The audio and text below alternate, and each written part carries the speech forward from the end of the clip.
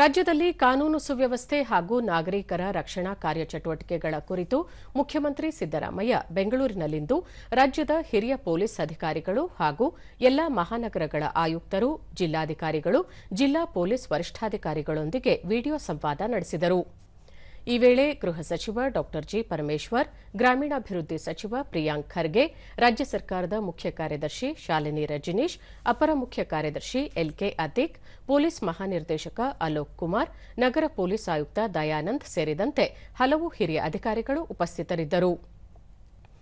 ಈ ಸಂದರ್ಭದಲ್ಲಿ ಮುಖ್ಯಮಂತ್ರಿ ಸಿದ್ದರಾಮಯ್ಯ ರಾಜ್ಯದಲ್ಲಿ ಸುಳ್ಳು ಸುದ್ದಿ ಹರಡುವುದಕ್ಕೆ ಕಡ್ಡಾಯವಾಗಿ ಕಡಿವಾಣ ಹಾಕುವ ಜೊತೆಗೆ ಅನಿವಾರ್ಯವಾದರೆ ಅಂಥವರ ವಿರುದ್ಧ ಕಠಿಣ ಕ್ರಮ ಕೈಗೊಳ್ಳಬೇಕು. ಸುಳ್ಳು ಸುದ್ದಿ ಹರಡುವುದನ್ನು ತಪ್ಪಿಸಲು ಸುದ್ದಿಯ ನಿಖರತೆ ಪತ್ತೆ ಹಚ್ಚುವ ಜೊತೆಗೆ ಕಟ್ಟೆಚ್ಚರ ವಹಿಸುವಂತೆ ಕಟ್ಟುನಿಟ್ಟಿನ ಸೂಚನೆ ನೀಡಿದ್ದಾರೆ. ರಾಜ್ಯದ ಕಾನೂನು ಸುವ್ಯವಸ್ಥೆಗಿಂತ ಯಾವುದೂ ದೊಡ್ಡದಲ್ಲ. ಜನರ ಸುರಕ್ಷತೆಗೆ ಮೊದಲ ಆದ್ಯತೆ ನೀಡಬೇಕು. ಪ್ರಮುಖ ಸ್ಥಳಗಳಲ್ಲಿ ಸಾರ್ವಜನಿಕರಿಗೆ ಜಾಗೃತಿ ಮೂಡಿಸುವ ಅಣಕು ಪ್ರದರ್ಶನ ನಡೆಸಬೇಕು. ಕಾನೂನು ಸುವ್ಯವಸ್ಥೆಯ ಜೊತೆಗೆ ಭದ್ರತಾ ಕ್ರಮಗಳನ್ನು ಬಿಗಿಗೊಳಿಸಬೇಕು. ಯಾವುದೇ ಪರಿಸ್ಥಿತಿ ಎದುರಿಸಲು ಸನ್ನದ್ದರಾಗುವಂತೆ ತಿಳಿಸಿದ್ದಾರೆ. ಅಕ್ರಮ ದಾಸ್ತಾನು ಮತ್ತು ಕಾಳಸಂತೆ ಮೇಲೆ ನಿಗಾವಹಿಸಿ ಅನಗತ್ಯವಾಗಿ ಸಾಮಗ್ರಿಗಳ ಬೆಲೆ ಹೆಚ್ಚು ಮಾಡುವ ಪ್ರಯತ್ನಗಳಿಗೆ ಕಡಿವಾಣ ಹಾಕಬೇಕು.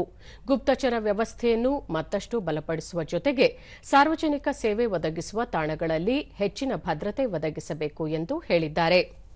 ಪರಿಸ್ಥಿತಿಯನ್ನು ದುರುಪಯೋಗಪಡಿಸಿಕೊಂಡು ರಾಜ್ಯ, ದೇಶದ ಸಹಬಾಳ್ವೆಗೆ ಧಕ್ಕೆ ತರುವ, ದೇಶದ ಭದ್ರತೆಗೆ ಅಪಾಯ ತರಲು ಷಡ್ಯಂತ್ರ ರೂಪಿಸುವವರ ಪಟ್ಟಿ ಸಿದ್ದಪಡಿಸಿ ಕಾನೂನು ಕ್ರಮಕ್ಕೆ ಒಳಪಡಿಸುವಂತೆ ಎಲ್ಲಾ ಜಿಲ್ಲಾಧಿಕಾರಿಗಳು ಮತ್ತು ಜಿಲ್ಲಾ ಪೊಲೀಸ್ ವರಿಷ್ಠಾಧಿಕಾರಿಗಳಿಗೆ ಸೂಚಿಸಿದ್ದಾರೆ.